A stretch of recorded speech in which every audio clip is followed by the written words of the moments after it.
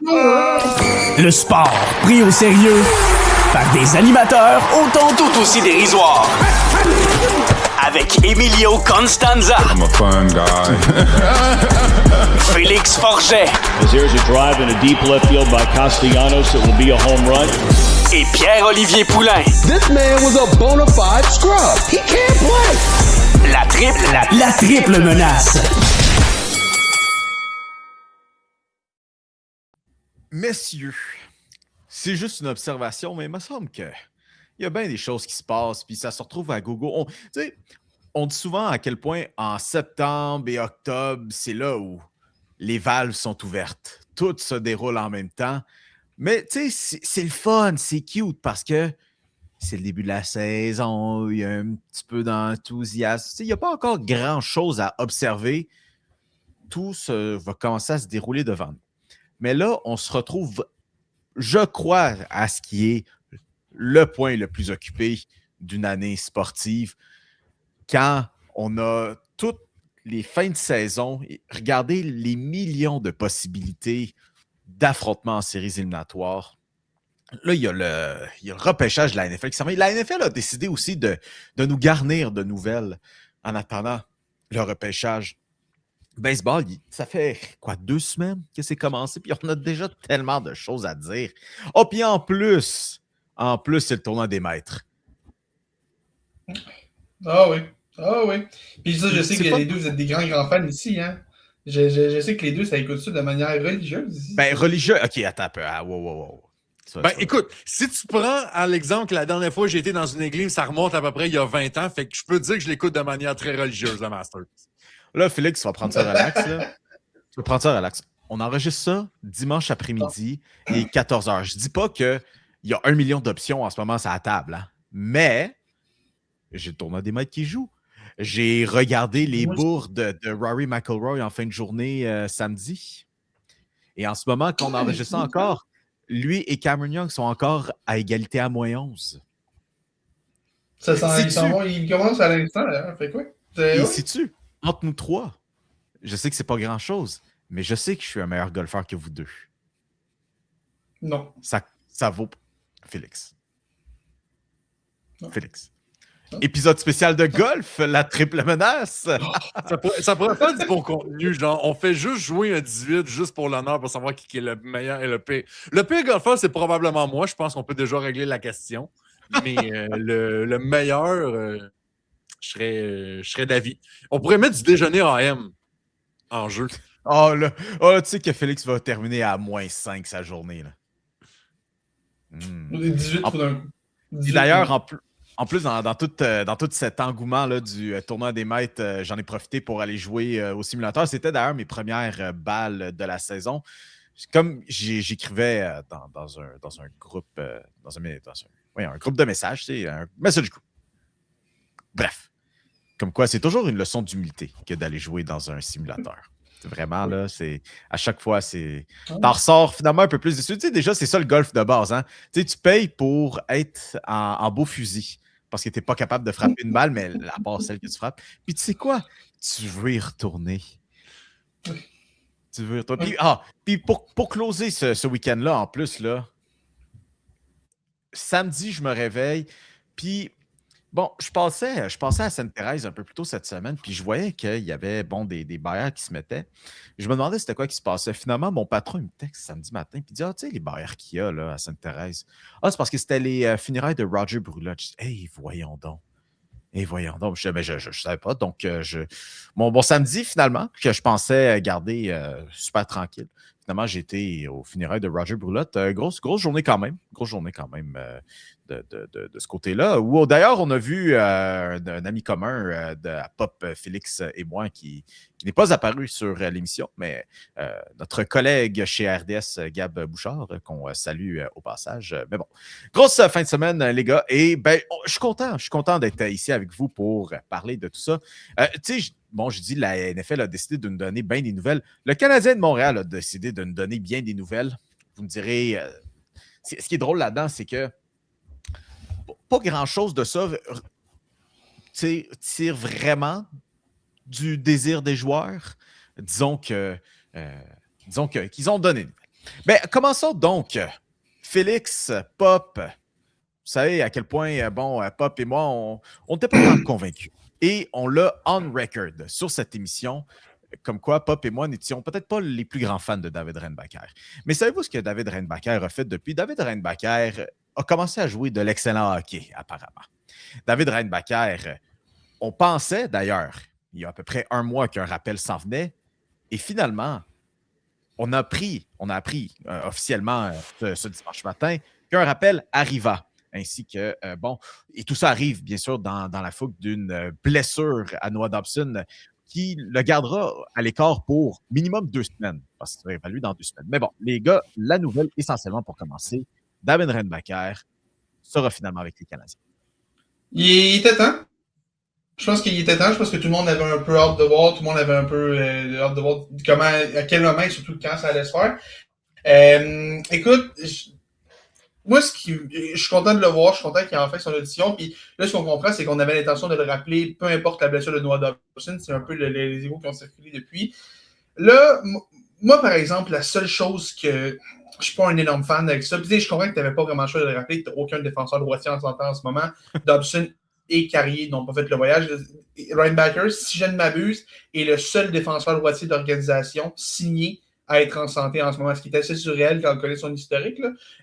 Mais écoute, tu n'avais pas vraiment le choix de le rappeler dans les circonstances. Puis ces 2 matchs-là, bon, le Canadien ne gagnera pas l'Atlantique, là, à moins d'un miracle, là, c'est presque impossible. Puis, en fait, je pense que c'est même mathématiquement impossible après la défaite d'hier. Puis, tu sais, là, tu te bats contre Tampa. Dans tous les cas, ça risque d'être Tampa au premier tour. On s'entend à ce niveau-là. La question, c'est est-ce que ça va être à domicile ou à l'étranger? Qui va avoir l'avantage du domicile? Je pense qu'à ce moment-ci, le Canadien doit surtout s'assurer d'être en santé et tout. Mais je reviens à Reinbacher. Ce que j'aime pas avec le moment où son rappel se fait, c'est que ça arrive dans une situation où est-ce qu'on va lui demander un peu indirectement de remplacer Noah Dobson et Alexandre Carrier. Et écoute, moi, j'aurais préféré voir un monde dans lequel Reinbacher s'amène soit en début de saison ou dans un monde où est-ce qu'on l'amène parce qu'on le considère meilleur que Jalen Struble ou Arbor Xhekaj. On veut tasser ces 2 gars-là de l'alignement, puis on va amener Reinbacher dans la formation. Là, on l'amène dans le contexte où sa job va être de remplacer la grosse acquisition de l'été dernier, le gars qu'on a payé 9,5 millions par année pour l'avoir, et qu'on a envoyé Emil Heinemann les 2 choix de première ronde aussi pour l'avoir. On va lui demander, un peu parce qu'on n'a pas vraiment le choix en ce moment, de remplacer ce gars-là. Écoute, David, on a souvent parlé de la pression sur ses épaules depuis qu'il est arrivé avec le Canadien. Pas de pression, le kid, là, mais il va falloir que tu gardes la tête hors de l'eau assez rapidement parce qu'on a vraiment besoin de défenseurs routiers à Montréal en ce moment. Reinbacher est un peu la meilleure option qu'on avait. J'ai hâte de voir comment il va se tirer son épingle. Félix, tu parles de ça comme si c'était une mauvaise chose. Je sais pas pourquoi, là, je sens dans ton ton que tu parles comme si c'était une mauvaise chose. Le moment, il est gros. Il est gros, le moment, puis c'est sans expérience. Tu l'as pris. Vraiment, là, tu sais, t'as vraiment là, le vide. T'es sur le bord de la falaise, puis tu dis vol. Mais moi, dans mon cas, c'est si le Canadien a autant investi en capital de repêchage pour repêcher un gars de même, qu'on dit que ce gars-là peut, si, mettons, il développe son potentiel d'être un gars stabilisateur de 2e paire, peut-être 3e défenseur, que tu peux jouer 20-22 minutes à tous les soirs là-dessus. Moi, je dis qu'il n'y a aucun meilleur test pour ça. On va voir vraiment ce que le kid a dans le ventre. Je comprends que ce n'est pas idéal en ce moment, mais au moins, dites-vous une chance. On n'est pas dans une course aux séries éliminatoires. On n'est pas comme les Blue Jackets de Columbus en ce moment. Compare les 2 derniers matchs, fine, tel que tel, la situation ne change rien là-dessus. Mais pour moi, si tu veux vraiment tester un gars que l'organisation défend bec et ongle depuis sa sélection il y a 3 ans, mets-le dans la meilleure situation, la situation là, avec le plus de pression possible. Voyons voir ce que le kid a dans le ventre. Parce que c'est une chose de voir ce qu'il est capable de jouer sur la patinoire. Ça va être aussi de voir mentalement si le kid est prêt à s'en venir.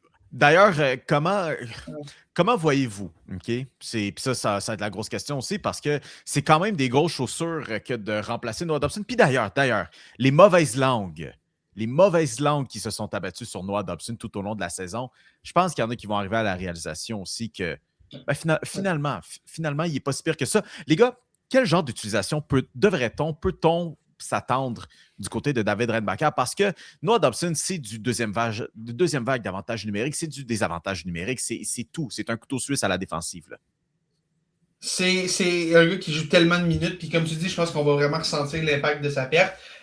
Écoute, je pense qu'en ce moment, quand tu regardes la construction de ta ligne bleue, dans l'état actuel des choses, avec Dobson sur la touche et Carrier qui est encore sur la touche pour le moment, en ce moment, là, tu as 3 piliers sur ta ligne défensive. Tu as Mike Matheson, Lane Hudson, Caden Goulet qui devrait revenir ce soir, blessé, devrait revenir ce soir. Sérieusement, à ce moment-là, là, chacun des 3 va devoir en prendre un avec lui et dire « Gars, man, c'est pas parfait, mais on y va. » Puis on n'a pas vraiment de choix, c'est un peu comme ça qu'on va se ramasser à être pris comme ça. Écoute, Lane Hudson, Jalen Strouble, ça a bien fonctionné quand même au cours des dernières semaines. J'ai l'impression qu'on va vouloir garder ça.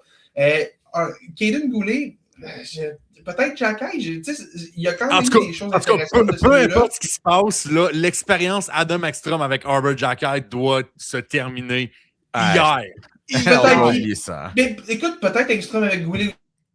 Je sais pas, je pense que Goulet, ça va être Jack Eye ou Engstrom. Puis ben Reinbacher, ça laisse juste un gars, puis ça laisse Mike Matheson. Je pense que c'est le genre de gars qu'on aimerait bien avoir avec lui, un vétéran en qui on a extrêmement confiance, qui joue déjà les grosses minutes. Là, Reinbacher, il faut quand même rappeler, en assumant qu'il joue ce soir au moment où on enregistre, on ne sait pas s'il va jouer ce soir, dimanche soir, a joué 2 matchs en 2 soirs avant le match de ce soir. Fait que, tu sais, s'il joue ce soir, ce sera pas du 20, 22, 24 minutes. Là, vraiment, on va plus te garder dans du... On va essayer peut-être plus 14, 15, 16 dans le pays des cas s'il y a vraiment une catastrophe. Mais, tu sais, veux pas, ça reste le seul droitier que tu as en santé en ce moment. Peut-être que ce soir, on va dire qu'après une soirée de repos, on va faire jouer Strouble, Jack Eye et Engstrom avec les 3 autres. C'est possible. Puis qu'on amène Reinbacher pour jouer un match mardi. Mais tu sais, on ne l'a pas rappelé pour le mettre dans les gradins, selon moi. Fait que j'ai l'impression qu'on va le faire jouer ces 2 matchs-là. Puis tu sais, je pense que Mike Matheson, c'est le gars tout désigné pour jouer avec lui. Peut-être pas à toutes les présences. Puis tu sais, je pense que on se souvient pendant la run de Sierra en 2021, là, Edmundson, Sherrod, Weber puis Petrie. Préparez-vous, il va y avoir un avec vous autres, puis ce sera jamais le même, mais préparez-vous, vous allez tout le temps jouer avec un de ces 3 autres-là. Là. Ben, je pense que ça va mal être ça. T'sais, Goulet, Matheson, Hudson, préparez-vous, vous allez sauter sur la glace, votre partner ne sera pas toujours le même. Ça se peut des fois que tu te ramasses à jouer à gauche et à droite dans un même match. Mais là, il faut qu'on essaye de patcher ça. L'avion est en vol, il commence à avoir des problèmes. Il faut qu'on trouve des solutions parce que les séries commencent dans une semaine. On a perdu 2 gros défenseurs. Carrier, vraiment, on va espérer qu'il revienne parce que son état de santé n'a jamais été aussi critique. Là. Si Carrier ne peut pas jouer, on est sérieusement dans le trouble là, en termes de profondeur à la ligne bleue pour affronter une équipe comme Tampa.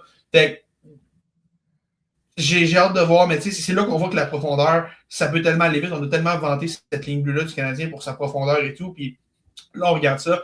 On essaie de trouver des solutions plaster et rapidement. Là. Fait que c'est quand même assez impressionnant de voir ça. Et bien, surtout que, bon, les séries éliminatoires, en ce moment, on enregistre ça, c'est le 18 ans que ça commence officiellement pour... Oui, samedi prochain.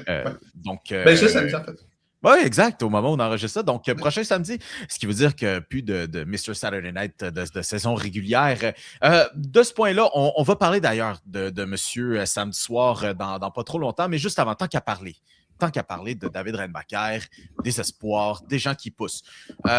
Comme certains avaient la mauvaise langue ici et ici par rapport à M. Reinbacher, ben, d'autres souhaitaient grandement, l'ont mis sur un plateau d'argent, se sont dit, regardez, c'est lui qui s'en vient, c'est lui qui va être le centre de notre prometteur joueur russe, Ivan Demidov, Michael Hage. Mais finalement, ce qu'on apprenait aussi, les gars, tout au long de cette fin de semaine, c'est que Michael Hage ne sera pas dans la Ligue nationale cette saison. Puis vous savez quoi? C'est ma petite réussite personnelle parce que je l'avais dit, parce qu'il y en a trop qui se sont mis à crier sur les toits que ça s'en venait, que ça déchirait la chemise. Beaucoup de choses à prendre en considération, Félix. Mais commençons par le plus simple, c'est qu'il retournera une autre saison à Michigan. Pour le moment. Écoute, pour le moment, la version qu'on a, c'est que Michael Hage va retourner à l'NCAA l'an prochain. Puis pourquoi j'insiste sur pour le moment? Quand un joueur annonce son intention de retourner, généralement, dans à peu près 95 à 97% des cas, il retourne pour vrai. Le problème avec Michael Hage, c'est que ce gars-là a une drôle de situation qui fait en sorte que, je sais pas, j'ai encore un petit doute sur le fait que ça pourrait changer. Et pour ceux qui n'ont un cas de figure extrêmement probable de cas qui a changé, Logan Cooley, il y a quelques années de ça déjà maintenant, avait annoncé qu'elle allait retourner à l'Université du Minnesota après sa première saison dans la NCAA, si je ne me trompe pas. Il avait annoncé qu'elle allait faire une deuxième saison. Et finalement, pendant l'été, il a décidé de rejoindre la LNH. Il allait jouer avec les Coyotes. Fait que c'est pas du jamais vu. C'est un cas possible de voir un gars décider sur le coup de l'émotion, dire « Gars, je vais retourner. Je retourne dans la NCAA. » Puis l'année d'après, Félix, change d'idée. Surtout, ils étaient là, ça cognait à la porte. Ils étaient à un but d'aller jouer la Exact, c'est ça. Puis tu sais, Age est un gars qui s'est beaucoup donné pour cette organisation-là. C'est sa deuxième année qu'il vient de compléter avec Michigan. Puis tu sais, le Frozen Four, cette défaite-là a fait mal. Là, on lui a demandé de prendre une décision tout de suite après une élimination crève-cœur, dans un contexte où il est blessé. Ceux qui n'ont pas vu le match de jeudi, là, Michael Age était à gros max 40% de son état de santé. Sérieusement, même s'il avait signé avec le Canadien, je ne pense pas qu'il aurait été en état de jouer en ce moment. Certainement pas quand tu considères que Zachary Bolduc et Brendan Gallagher sont laissés de côté de manière régulière. Ce gars-là n'est pas en état de jouer dans la NH en ce moment.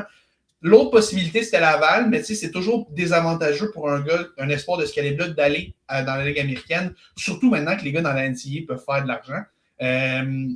Fait que tout ce que je veux dire sur Michael Age, c'est attendez avant d'être sûr à 300 000% que son prochain match va vraiment être dans l'uniforme des Wolverines. C'est possible, c'est même le scénario probable en ce moment, mais peut-être que dans 2 mois, là, quand Age va voir que le poste de deuxième centre n'est pas réglé, que sa cheville va mieux, qu'il y a un poste pour lui pour peut-être s'amener dans la NH dès l'an prochain, puis qu'on y offre l'offre est encore sur la table, peut-être qu'il va se dire, ben gars, oui, ok, c'était rough sur le coup, puis, mais là, j'ai envie d'y aller. On m'offre une chance de jouer dans la NH, de jouer sur un gros rôle offensif dès maintenant. J'ai hâte de voir si ce dossier-là pourrait pas être amené à changer. Je me pose des questions.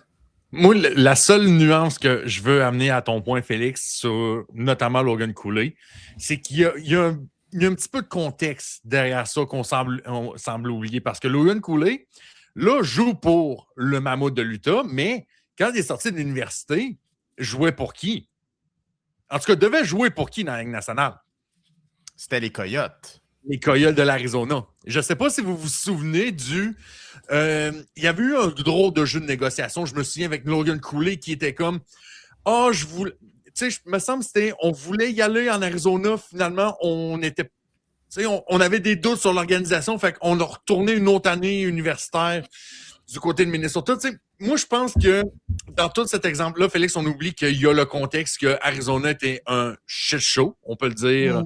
On peut le dire aussi. Il y avait aussi toute l'affaire avec les propriétaires, le nouvel Arena aussi qui tombait en ruine un peu, qui peut expliquer aussi pourquoi on avait eu des problèmes. Puis là, éventuellement, Logan Cooley a finalement décidé de se retourner puis de finalement jouer dans la Ligue nationale. Mais d'après moi, je pense que Michael Age est assez intelligent pour ne pas avoir fait une décision sur le coup de l'émotion. C'est sûr que le financier joue dans cette décision-là. Mais pour moi, je pense que cette 3e année universitaire peut faire en sorte que Michael Age peut devenir un centre à temps plein dans la Ligue nationale. Parce qu'on le regardait jouer à Michigan cette année, puis on regardait, puis on était comme, OK, offensivement, je pense pas qu'il y ait de grands problèmes de ce côté-là, mais on dirait qu'il manquait un peu ce petit côté complet là, qu'on voulait amener, si on pensait l'amener comme deuxième centre, puis pas juste deuxième centre d'une équipe en particulier, deuxième centre d'une équipe qui vise à gagner la Coupe Stanley cette année, peut-être même à partir de l'année prochaine, à la grande limite. Fait que d'après moi, je pense que cette année supplémentaire d'apprentissage, on va peut-être pouvoir amener Michael Age à avoir un niveau de jeu plus complet, sans dire qu'offensivement, on a besoin de développer tant que ça non plus, mais tu sais, juste amener cette petite touche-là en défensive, là, ou peut-être même sur les mises en jeu aussi, là, je pense que c'était quelque chose qu'on avait soulevé dans le cas de Michael Age à Michigan, mais tant qu'à moi, prends cette année-là de plus, améliore-toi, développe-toi, puis si en plus tu veux faire en sorte que Michigan réussisse à aller chercher le championnat que tu tentes tellement à aller chercher pour ce programme-là, ben vas-y. Je pense pas qu'on va être prêt à mettre le Québec à feu et à sang parce que Michael Age est en traite. Non, je pense pas. Puis, tu sais quoi? Michael Age, là, moi, je vais lui faire confiance. C'est un jeune homme qui l'a montré. Je ne veux pas dire malgré lui, qui montre beaucoup de maturité. On connaît l'histoire de sa famille. Quelqu'un qui a été un peu projeté, on sorti l'analogie de Reinbacker, là, qui a été un peu projeté dans le vide. Michael Edge, c'est quelqu'un que la vie lui a refilé plus d'une embûche assez jeune dans sa vie. Donc, vous savez quoi? J'ai espoir qu'il a pris la bonne décision. Puis, vous savez quoi? Pop, pardon le générique, parce qu'on va aller lire un peu ce que les gens ont à dire. Sur le perron d'église, bien sûr. Comme à chaque semaine, on vous invite, là, bien sûr, à discuter avec nous par rapport à une question. Ben, Félix, pourquoi tu ne lancerais pas le bal? Tu semblais avoir un petit quelque chose à dire avant qu'on se lance dans la lecture des commentaires. Mais écoute, c'est vite juste revenir sur ce que Pop disait. Il y a le coup de l'émotion, mais je pense que c'est surtout l'aspect de la blessure. Je veux juste revenir un peu insister là-dessus. Écoute, Marco D'Amico rapportait ça qu'on a reçu sur le show. D'ailleurs, il y a un an maintenant, parce que ça fait un an qu'Ivan Demidov s'est amené à Montréal. Ouais. Ça fait un an qu'on a reçu Marco D'Amico sur ce show-là. Puis, écoute, ce qui expliquait à ce moment-là, juste pour clarifier, là, le plan, en fait, dans les négociations, ce qui est sorti, c'est qu'on n'allait pas être capable d'y trouver du temps de jeu à Montréal. Puis, en ce moment, c'est le cas. Mais peut-être que l'année prochaine, quand il va voir ça, puis c'est là mon point de Logan Cooley, quand le portrait va se préciser l'an prochain, peut-être qu'à ce moment-là, ça va devenir plus clair et peut-être que là, il pourrait revenir sur sa décision. OK. Et voilà. J'ai pas suivi cet élément-là, mais je vais juste le dire. Et voilà. Donc, on vous a posé la question sur les réseaux sociaux, notamment là, via notre page Facebook, qu'on vous invite à aller vous abonner. On a Mikey qui dit, ben, tu sais, en fait, déjà de base, on vous a demandé ce que vous en pensiez de ce retour. Êtes-vous surpris de la décision, en fait? Parce que je pense ça. que c'est vraiment plus la surprise qui a vraiment retenu l'attention dans cette décision-là. Ben, écoute, Mikey, lui, il dit, ben, tu sais quoi? C'est un appât à échange pour l'été. Ce qui, encore une fois, il y a encore cette démographie qui est dans l'univers comme quoi Michael Edge pourrait très bien juste servir. Finalement, à quoi bon développer quelqu'un quand tu peux avoir ta valeur sûre? On a eu ce débat-là je ne sais combien de fois sur l'émission. On a Émeric Macias qui dit « Les études avant tout, c'est une bonne décision de sa part. » Et lui, moi, on voit de la même part. Et Émeric, d'ailleurs, qui est un joueur de football au sport-études. Alors, on salue ça. Denis qui dit « Ben là, ça commence à niaiser. Hein? Il n'y a plus rien à prouver. » Là, alors, comme quoi, Michael Edge, peut-être que lui, c'en est un. Il a vu Michael Edge jouer au championnat mondial junior. Tu sais quoi, ce gars-là, il est prêt, montons-le. C'était arrivé la dernière fois. Vous vous rappelez de Ryan Pelling en 2018, le tournoi mondial junior? Attends. Ryan Pelling, joueur du tournoi, et Alexander Romanov, défenseur du tournoi aussi. Exactement. D'ailleurs, c'est une conversation que j'ai eue avec Félix assez rapidement là, autour de quelques hot dogs. Un bon samedi ou dimanche. Ou vendredi, en fait. On a Thomas qui dit ben, il a bien raison. Vu son niveau, il y a des belles années devant lui, pas de pression. Et voilà, prenons soin avec le jeune homme. Puis ensuite, on a Louis-Mathieu qui dit ben, c'est bon, il y a beaucoup de joueurs là, qui sont retournés jouer au collégial. On voit ça va quand même à la majorité dans un sens où, vous savez quoi? Il n'y en aurait pas eu de place, anyways. Il ne va pas arriver demain matin magiquement comme ça. Ce n'est pas peut-être le même type de prospect qu'on a avec Ivan Demidov où, tu sais quoi, jour 1, tu le mets et il va jouer. Un plug and play. Mais écoute, je pense que il y a une inquiétude à ne pas avoir du côté de Michael Edge, là, parce qu'il y a une partie des gens, là, on voyait les réactions sur les médias sociaux de « OK, ouais, non, ça va être un autre Cotter Gauthier ou un autre... voyons, Roger McGroarty. Il y a eu Adam Fox aussi là-dedans, mais oui, effectivement, il y a eu quelqu'un. Il ne voulait pas aller jouer à Winnipeg, finalement, s'est ramassé avec les Penguins de Pittsburgh. Je pense pas qu'il y ait une inquiétude que Michael Edge joue ses 4 ans universitaires pour se ramasser joueur autonome et de choisir son équipe. Je pense que, écoute, on n'est pas dans son camp, mais on a quand même le fort pressentiment que ce gars-là veut jouer à Montréal, que pour lui, c'est là que son avenir réside. Fait que je pense que déjà là, on peut juste pomper les breaks pour dire, hey, au pire, ça sera une 3e année, ce sera tout. Puis ça me faisait rappeler parce que ça me faisait drôle aussi parce que Twitter étant ce qui est le Habs Twitter m'a rappelé le tweet du Canadien de Montréal quand il avait annoncé que Cole Caulfield retournait pour une 2e saison à Wisconsin, à quel point qu'on avait les mêmes réactions ou à peu près pour Michael H. La seule peut-être différence, c'est que là, Michael H retourne pour une 3e année au lieu d'une 2e pour Cole Caulfield. Mais je sens que 6 ans plus tôt, on était dans le même bateau et le gars en question vient de marquer 50 buts cette semaine. Mais puis t'amènes un point aussi qui est super intéressant. Tu parles de la 3e année de Age. C'est ça un peu l'élément qui fait beaucoup jaser en ce moment, parce qu'habituellement, un espoir de ce calibre-là, puis le fait de le voir tourner, oui, il n'y a pas de problème, mais c'est quand même rare de voir un espoir de ce calibre-là jouer 3 ans. Ça s'est vu, Jimmy Snuggerud l'a fait. Ça reste généralement rare. Dans le cas d'Age, on peut comprendre, c'est un gars qui n'est pas nécessairement un centre, qui est un centre naturel, mais qu'on va vraiment travailler ses habiletés au centre pour en faire vraiment un vrai bon joueur de centre. Dans un contexte comme ça se défend, mais ça reste que de le voir pour une 3e année au niveau collégial, c'est un peu particulier. Je vais revenir sur un dernier point, par exemple, dans les commentaires qu'on a reçus quand on parlait de l'utiliser comme appât à échange.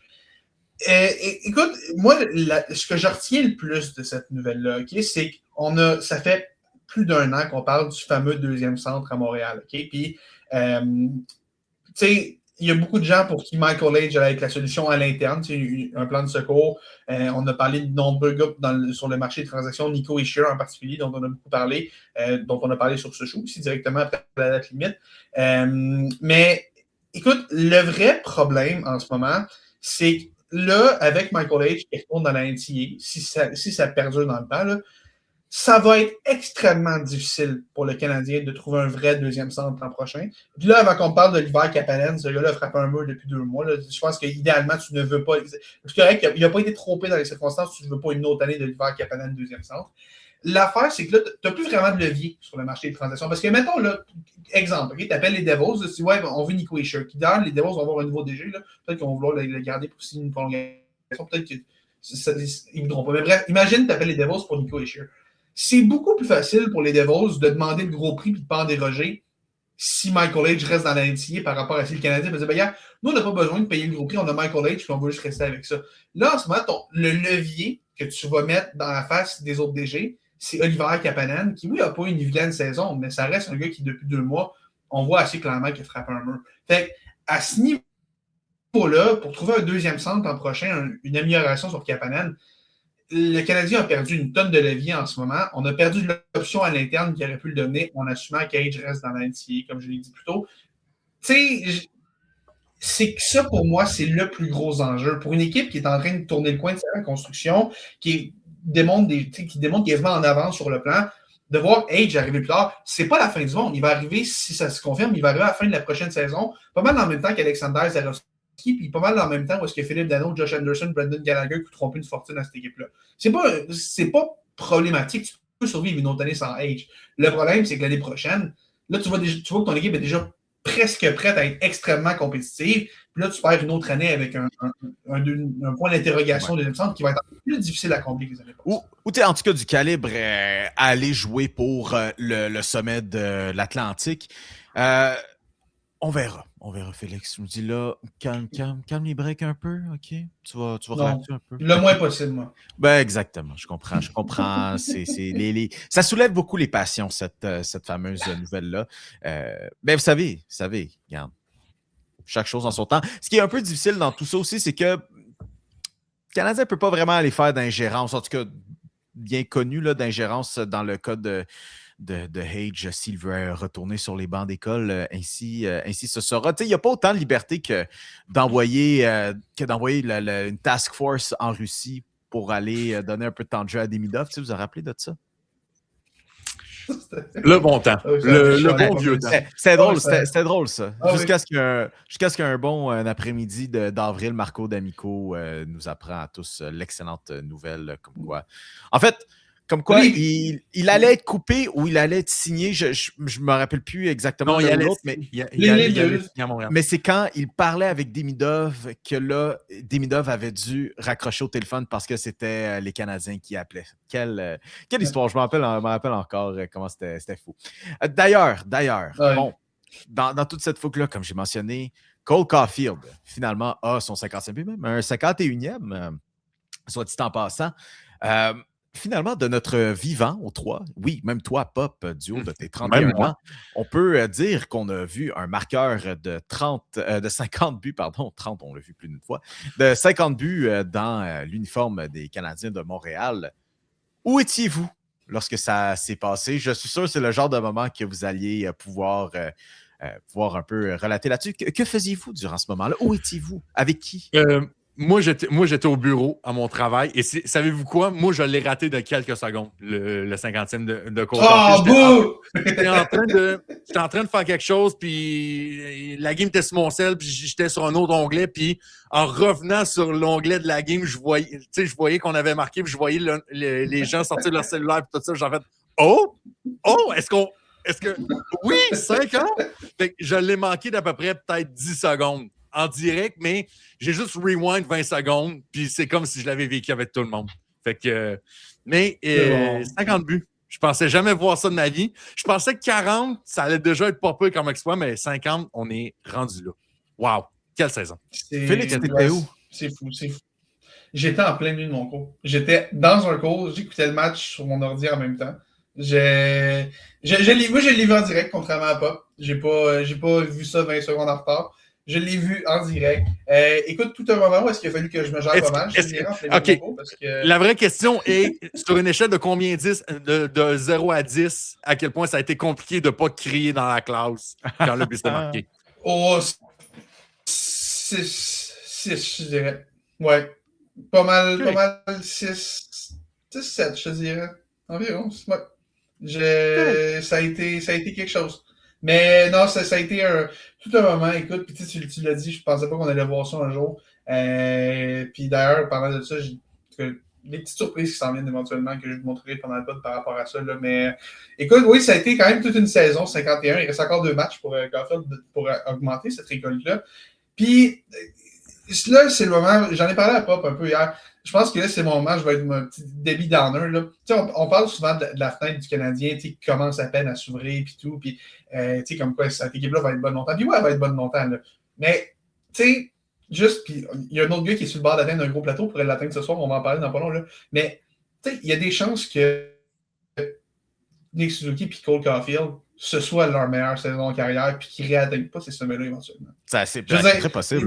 Puis, tu sais, Demidov va se développer. Hudson, probablement encore une autre vitesse. Slav progresse à une vitesse folle. Les 3 sont tellement jeunes. Puis, eux, ils vont progresser. Fait que, même si ces 2-là régressent, les 3 autres devraient prendre un step qui devrait compenser ou même augmenter. Là, parce que, Cole n'en fera pas 2 l'an prochain. Là, on s'attend à ce qu'il remarque quand même une bonne coupe. Là. Mais écoute, il ne faut pas oublier. Là, oui, c'est beau, c'est extrêmement valant. Puis, tu ne peux pas ne pas être emballé par l'année du Canadien en ce moment.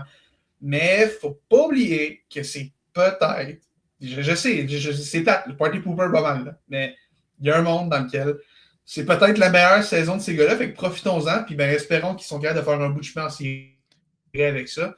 L'équipe commence à prendre forme, c'est extrêmement emballant, puis de voir ces 2 gars-là qu'on a vus à Montréal depuis leur début, Suzuki avec Vegas, je n'en parle pas de ça. Ces 2 gars-là qui sont à Montréal depuis leur début, qui sont sur un même depuis leur premier camp de développement, les 2 gars sont tout le temps ensemble. Puis pendant presque toute leur carrière, à part le tout début de carrière de Caulfield, on était sur le même trio. C'était pas éthique que le 50e de Caulfield se marque sur une passe de Suzuki. Et c'était surtout extrêmement éthique qu'il le fasse à 5 contre 5 dans un match extrêmement important et extrêmement physique contre le gagnant du Vézina, André Vest. C'est extrêmement éthique, ce but. Mais c'est tellement un bon point, Félix, par contre, sur le fait que c'est peut-être les meilleures années en carrière là. Encore une fois, prenez ça relax. Je ne compare pas ces 2 jeunes-là à ce qu'est, par exemple, Alexander Ovechkin. Mais Alexander Ovechkin, là, êtes-vous capable de me dire c'était quand sa dernière saison de 100 points? Ça fait un méchant bout, me semble, parce que je pense que c'est genre 2009, l'année qu'il avait genre fait 60 quelques buts, je pense. C'est 2009-2010 où il y en a eu exactement 50. Fait que, mais je comprends le point de Félix. Moi, ce qui me stresse moins là-dessus, peut-être qu'on ne verra jamais 50 goals. Peut-être qu'on verra peut-être jamais Nick Suzuki faire 100 points. Parce que d'ailleurs, c'est toujours pas fait avec 2 matchs à faire. On va pomper là-dessus. Mais pour moi, Cole Caulfield, pour les 3, 4, 5 prochaines années, tu peux quasiment, à moins d'une blessure, je pense que tu peux quasiment parier ta maison qu'il va en faire 40. peut-être une autre de 50 d'ici et là, peut-être. Ces gars-là ont peut-être même pas atteint leur prime encore. Tu sais, oui, ils vont atteindre un plateau. Tu sais, je pense pas que Nick Suzuki va encore faire l'année prochaine ce qu'il fait depuis le début de sa carrière, c'est-à-dire améliorer son total de points. Un moment Tout le donné, temps. je pense, Tout le temps, même. Dans 10 ans, il va être rendu à la 250 progression points. linéaire, à un moment donné, va arrêter un peu, mais pour moi, Nick Suzuki, si les 4-5 prochaines saisons fait 90 points au minimum, est-ce qu'on va être vraiment déçu tant que ça? Est-ce que le Canadien va vraiment Non. être dans le mal à cause de Ben ça? non, ben non. Ben, Fait faudrait que- pas. Non, mais non, ouais. non, non, non, Puis, non. tu sais, je comprends, il faut garder des hauts standards dans tous nos trucs dans la vie, à un moment donné, là. Tu sais, mais, tu sais, je pense que de garder un standard que toutes les saisons seront des saisons de 100 points, là, on va prendre ça relax. D'ailleurs, C'est si ça. jamais vous n'avez pas vu le 50e but de Cole Caulfield, si jamais ça a donné, tu sais, je sais pas, vous étiez au travail en train de regarder justement un match de la LHJMQ pendant ces séries éliminatoires où ben, moi j'étais quand c'est arrivé. Ben écoutez, on l'a sur notre compte TikTok de la triple menace. Vous savez quoi? Tu sais, Nick Suzuki, là, peut-être qu'il y a un 100 points qui arrive. En tout cas, je veux dire, les chances sont en sa faveur parce que ce gars est à 1 point par match. Vous savez ce qu'un point par match signifie dans ce cas-ci? Plus qu'un point par match. Mais vous savez ce que ça signifie? C'est qu'à chaque match, il y a une chance d'avoir un point. On n'est pas des mathématiciens, encore une fois. Mais Podcast de maths. Podcast de maths. mais les chances sont en sa faveur pour aller chercher un point. Alors, si jamais vous ne voulez pas le manquer, notre compte TikTok, c'est là que ça se retrouve. Mais on parle tellement du bien des Canadiens de Montréal, comme quoi, le futur est tellement bon, tout ça. Et il y a tellement eu des équipes, par contre, qui ont eu ce même bout de chemin de dire c'est correct si on perd en ce moment, mais regardez la banque de jeunes qu'on a. Regardez ceux qui commencent à émerger. Notre capitaine, c'est quelqu'un qui a appris de la vieille moulure de cette franchise. Les Red Wings de Détroit en font partie et on sait depuis que, Steve Yzerman a quitté le bateau à Tampa Bay. Il est allé là à Détroit où il a fait sa carrière en tant que joueur. Le Yzer Plan en place. C'est drôle, c'est la 3e année qu'on fait ce podcast-là. Et à chaque année, on se retrouve en fin de saison puis on se dit à quel moment est-ce qu'on devra être critique du Yzer Plan? Combien d'années est-ce qu'on va devoir leur donner encore? Mais vous savez quoi, les gars? Je déplogue du Yzer Plan. Ça va faire 10 ans de suite que les Red Wings n'ont pas fait les séries. Messieurs, Dylan Larkin a été une fois en séries éliminatoires dans sa carrière. La seule fois qu'il a été, c'était à sa saison recrue. Et Pavel Datsyuk et Henrik Zetterberg jouaient encore.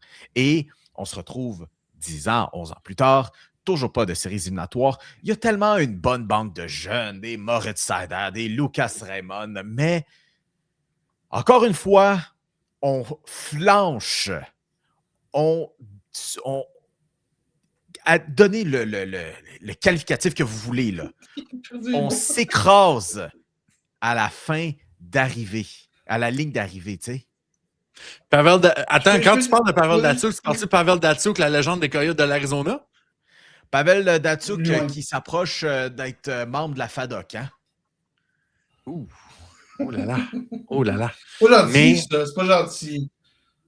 Mais honnêtement, les boys, êtes-vous vraiment surpris? Êtes-vous vraiment surpris que les Red Wings s'écrasent encore cette année? L'histoire récente me dit... Tu sais quoi? L'histoire récente me dit faudrait pas que je sois surpris. Mais à un moment donné, tu te dis ils vont bien tourner le coin un moment donné.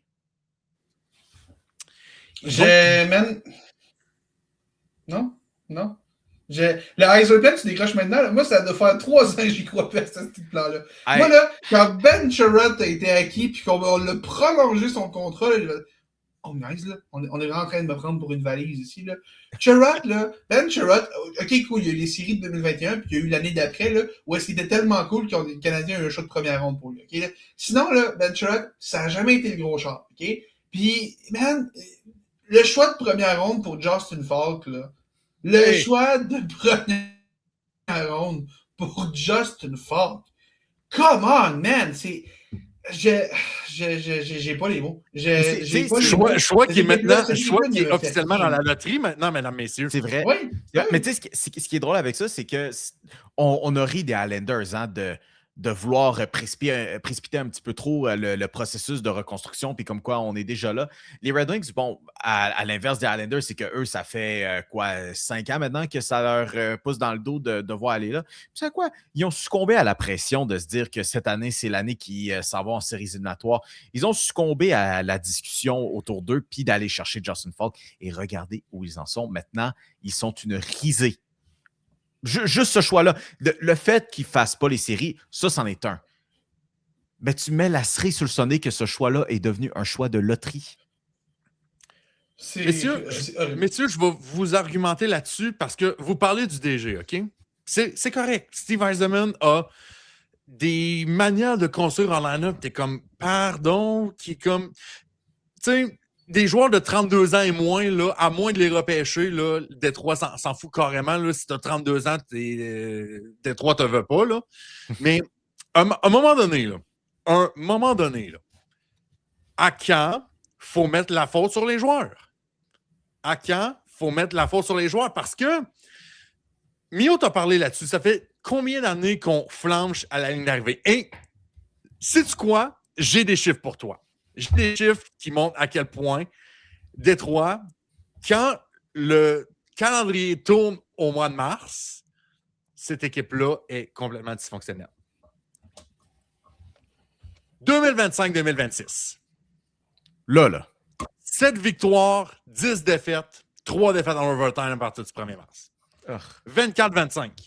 9 victoires, 12 défaites, 2 défaites en temps supplémentaire. 2023-2024. 8 victoires, 11 et 3. 2022-2023, 7, 13 et 2.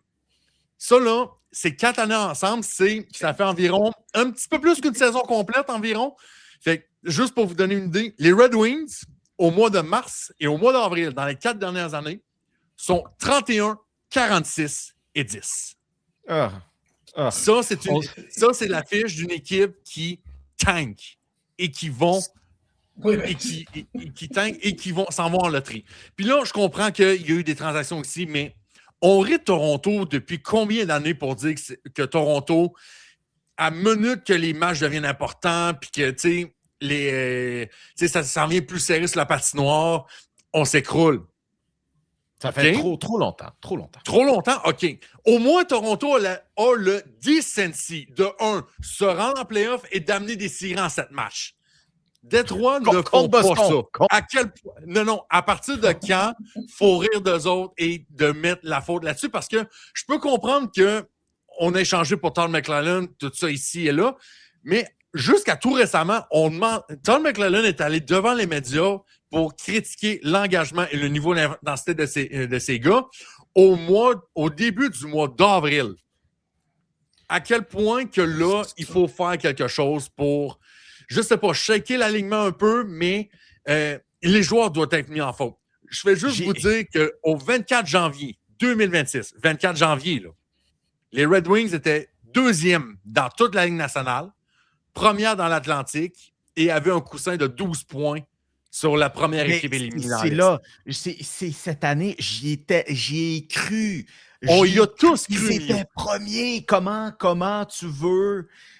Ça semblait avoir tourné le coin, mais regarde. Mais il y avait encore des défauts. On va juste dire, Larkin était blessé. Larkin était blessé. C'est pas de notre faute. Larkin était blessé. Andrew Copp était blessé. Man, si ta saison est scrap parce que Andrew Copp était blessé, là, je m'excuse, mais t'avais des hosties plus gros problèmes que ça. T'es pas supposé être dans le mal parce que Andrew Copp est blessé, là. Écoute, oui, les joueurs, je suis d'accord avec toi, les gars, où étiez-vous lorsqu'Andrew Copp s'est blessé? Man, c'est... Bob, je suis d'accord avec toi, les chiffres sont pas beaux, là, mais...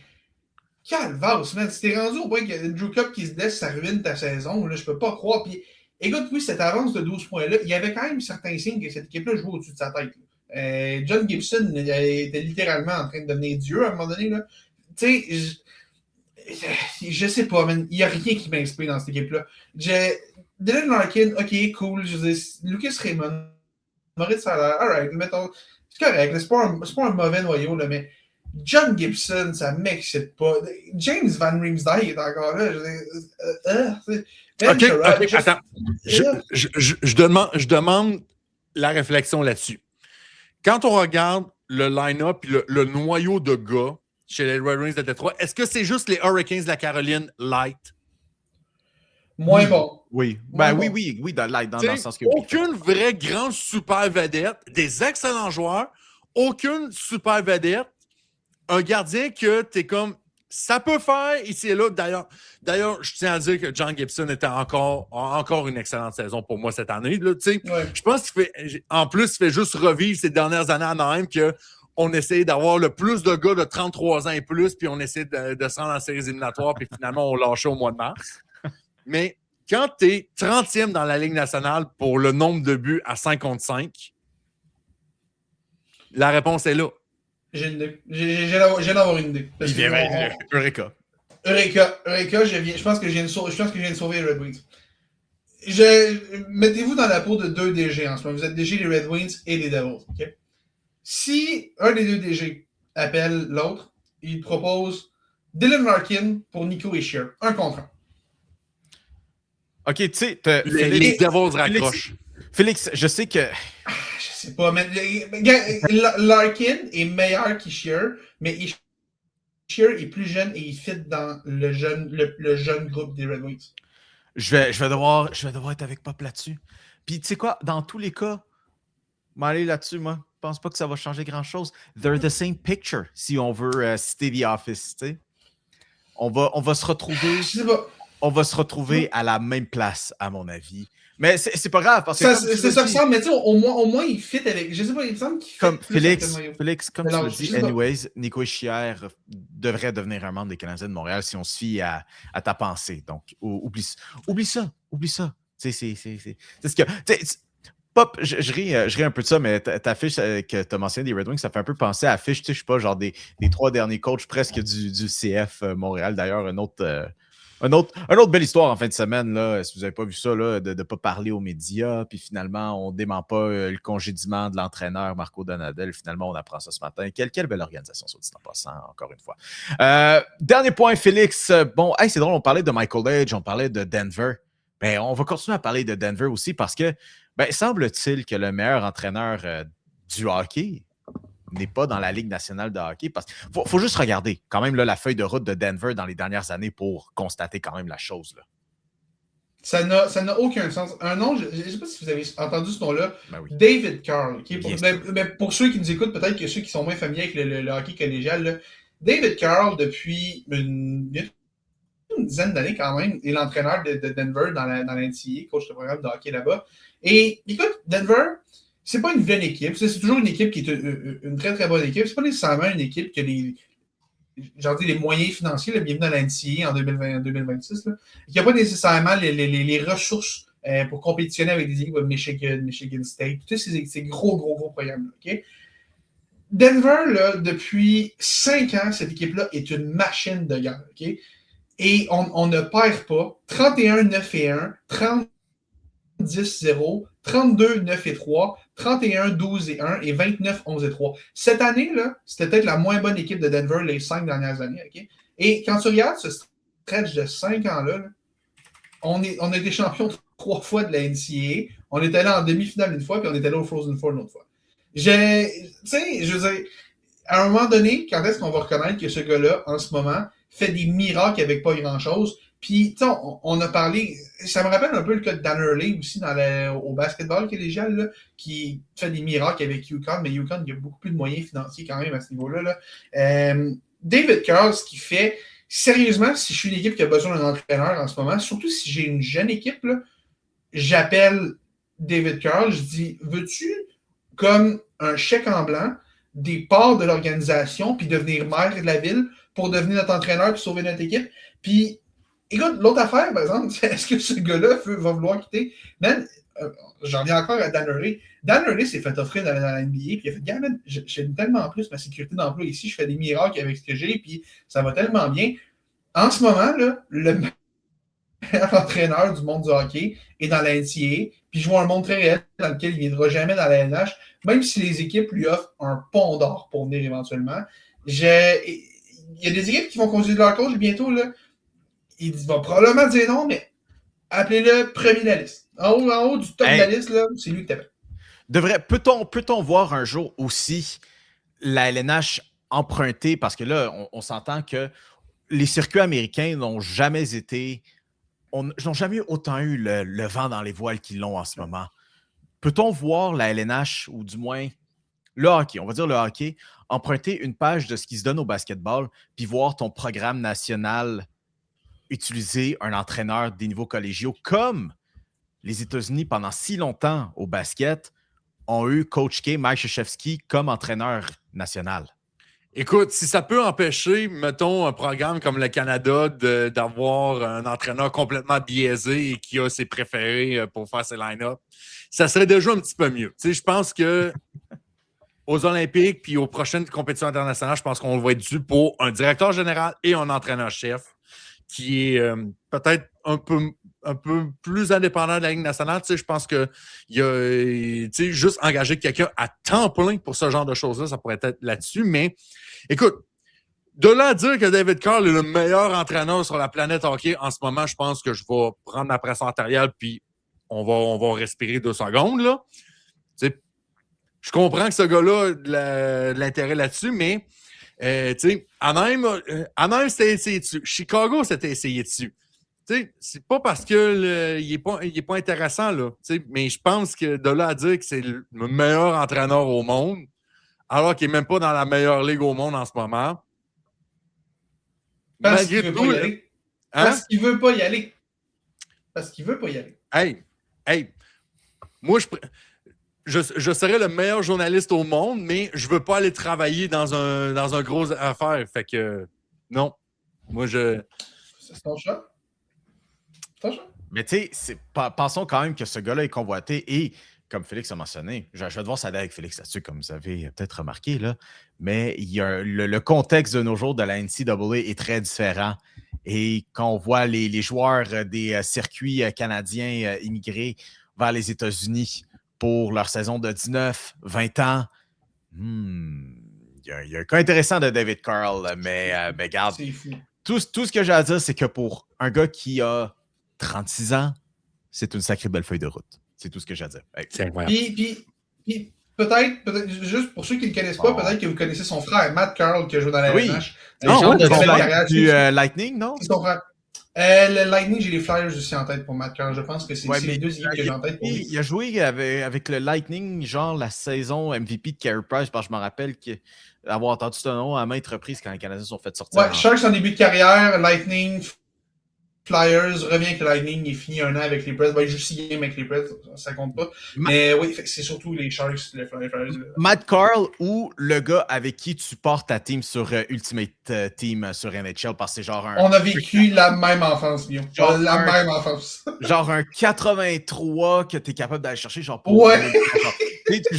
Tu joues ta petite game contre des computers ou genre ta petite game en ligne comme ça. Tu t'en vas parce que tu allais avoir quand même ton 985 coins, qui après ça, tu allais chercher un Matt Carl pour. Lui puis Jack McBain, man. Lui puis Jack McBain, le même. Tu vois, non, parce que moi, j'étais bon, fait que j'avais pas Jack McBain. Ah! D'ailleurs, mais je veux vous sortir ça, là, parce que bon, vous m'avez parti là-dessus, là.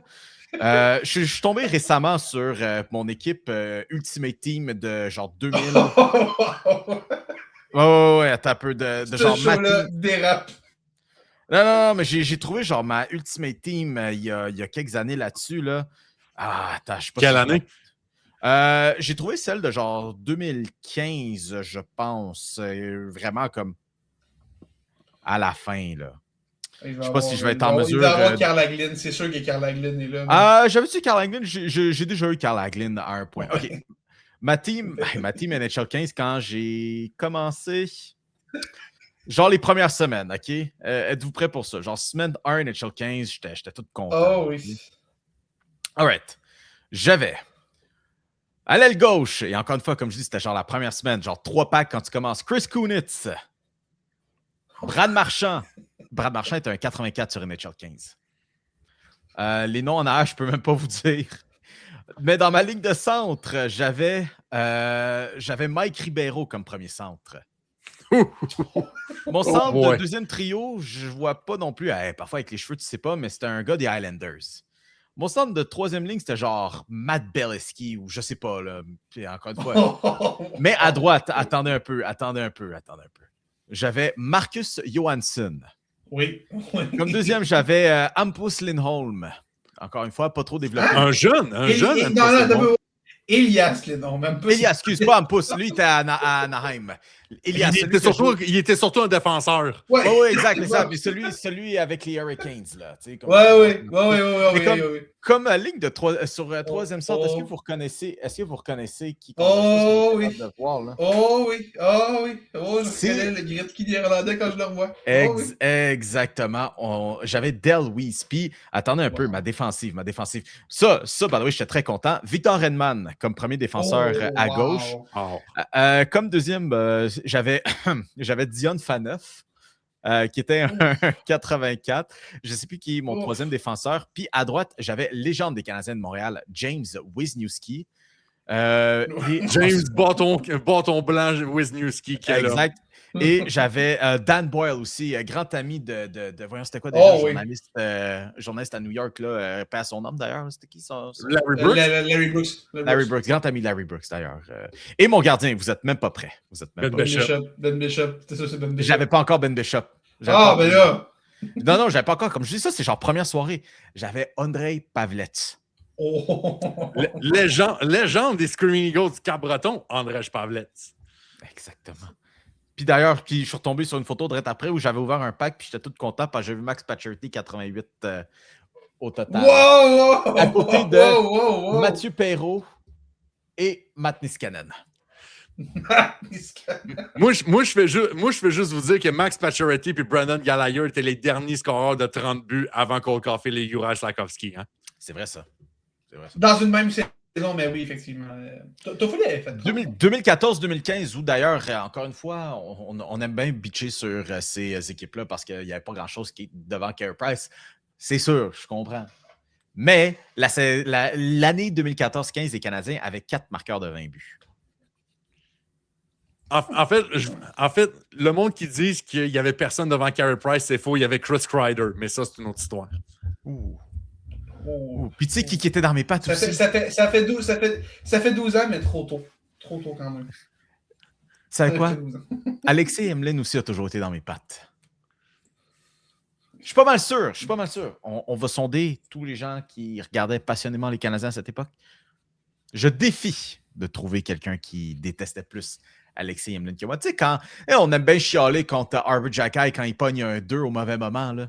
Ça, c'était ma vie en grandissant pendant Alexis Emelin avec trop d'années qui étaient là. Alexis Emelin et Mikael Zibanejad. Regarde ça, les deux. Je vais juste faire du pouce là-dessus. Là. 2016-17, c'était pas une des saisons où j'étais le plus optimiste à l'idée des Canadiens de Montréal. OK? Max Pacioretty, une autre saison là, de 37 buts. Brendan Gallagher, qui d'ailleurs avait développé en un excellent joueur offensif. C'était la saison après là, où il s'était fait crisser un slap shot sans main. Alex Galchenyuk, c'était saison de 30 buts. Shea Weber, sa première année à Montréal. Andrei Markov, qui en avait encore. Carey Price, qui aussi avait encore du bon jus en lui. Et finalement, les Canadiens qui se sont fait sortir en 6 matchs contre les Rangers de New York par Mika Zibanejad. Et le match 6, les Canadiens n'avaient marqué qu'un seul but. Alexis Emelin avait marqué ce but. Effectivement. Et ça me joue encore dans la tête pensant que le dernier but de cette saison, c'était Alexis Emelin qui l'avait marqué. Et dites-vous que jusqu'au printemps l'année passée, Alexis Emelin était le dernier gars qui a scoré dans des vraies séries éliminatoires legit pour le Canadien de Montréal. Ah ouais. Puis aussi, Alexander Radulov jouait sur cette équipe-là. C'est vrai. C'est tout ce que j'ai à dire, les gars. On s'est éternisé assez longtemps, mais revenons aux choses sérieuses. Tu sais quoi? La NBA, ça s'en vient aussi. D'ailleurs, je vous invite à une petite recherche Google là, de voir les chances de qui de passer en séries éliminatoires. C'est un vrai... Je vais utiliser la langue de Shakespeare, là, un cluster. Fuck, OK? Tellement de scénarios différents. D'ailleurs, là, à savoir, est-ce que les Raptors de Toronto pourront finalement retourner en série de la vraie façon? Vous savez qu'est-ce que ça prend pour les Raptors de Toronto pour pouvoir passer officiellement en série? Savez-vous ce que ça prend? Non, mais tu vas nous le dire. Une victoire contre les Nets de Brooklyn. Puis vous savez quoi? Les Raptors de Toronto... Ils vont trouver le moyen de perdre. Ils vont trouver le moyen de perdre.